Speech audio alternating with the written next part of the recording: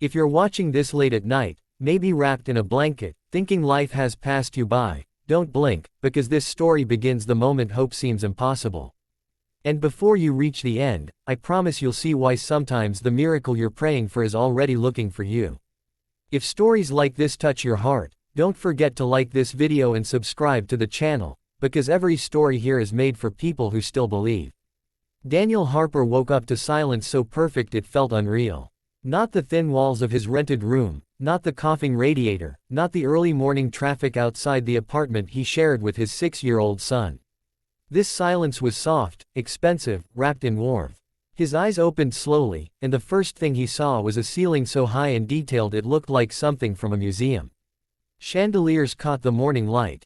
Curtains heavier than anything he had ever owned, framed windows taller than his entire apartment. For a terrifying second, he wondered if he had died. He sat up too fast, dizzy, his hand clutching his chest. The bed beneath him was wide, impossibly comfortable. His clothes were gone, replaced with soft cotton pajamas that smelled clean and faintly of pine, like Christmas morning.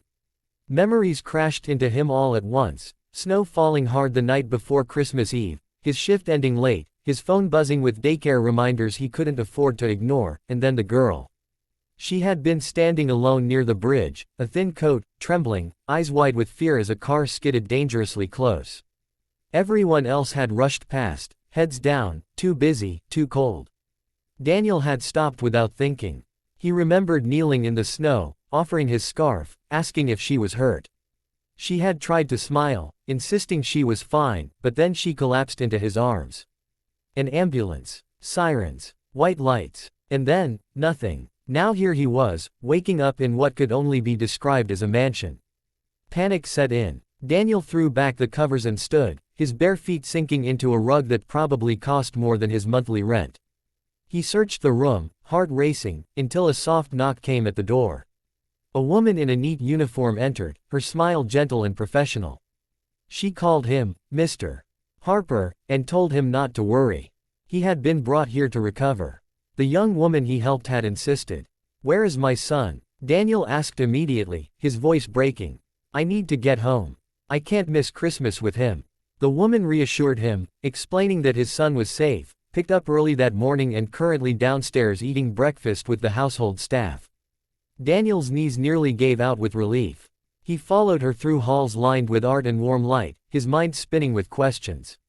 When he entered the dining room, he saw his son, Noah, laughing with a butler as powdered sugar dusted his cheeks. The sight made Daniel's chest ache. Noah ran to him, arms tight around his waist, whispering that this place felt like a movie. Daniel hugged him back, holding on longer than usual, grounding himself. Then he felt it, that strange shift in the air, the way a room goes quiet without anyone speaking. She stood at the far end of the room. Her hair was neatly tied back, her posture confident yet gentle, her eyes fixed on him with something unreadable in them. Daniel knew that face. He had seen it on billboards, in company emails, in magazines left behind on buses. Claire Whitmore, CEO of Whitmore Technologies. The woman whose name signed the paycheck that barely covered his bills.